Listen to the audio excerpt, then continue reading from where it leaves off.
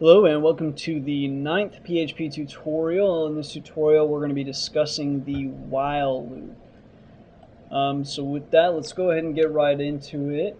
The syntax for a while loop, if you remember the syntax for an if statement, it's very similar.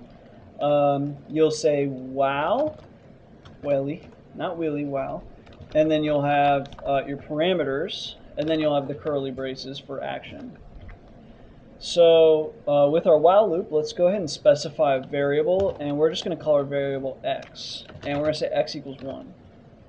And then what we're going to do is say while x is less than 10, we want to do something. And what we're just going to do is we're just going to count and make a pretty simple counter. So what we'll do is we'll just echo x, and then we'll just do x plus equals 1. So we'll just keep adding 1 to x until it is no longer less than 10, and it's going to print that out every time. So let's save that and we'll run it. Oh, we've got to add our semicolon here. Just going to keep doing it, trying to forget that as much as I can. And we'll just refresh, and as you see, we've got 1, 2, 3, 4, 5, 6, 7, 8, 9. So probably a better way to do it is to append a quick break here. So like that, and then you'll probably get a better sense of it if you haven't already. So there you go. It's counting, 1 to 9 basically through this while loop.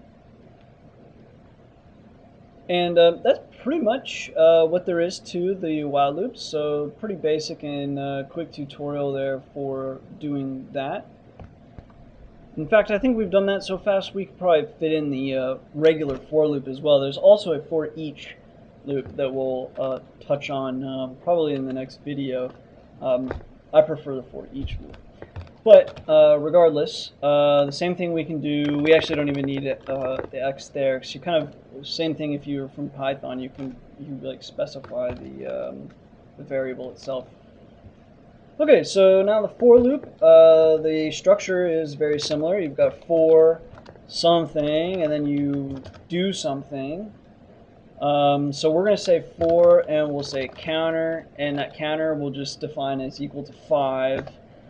Then we're going to say if the counter is greater than or equal to 1, then we want to do counter minus 1. So then in here, what we will do each time is we're just going to echo counter. And we'll echo a break in here as well. Oops.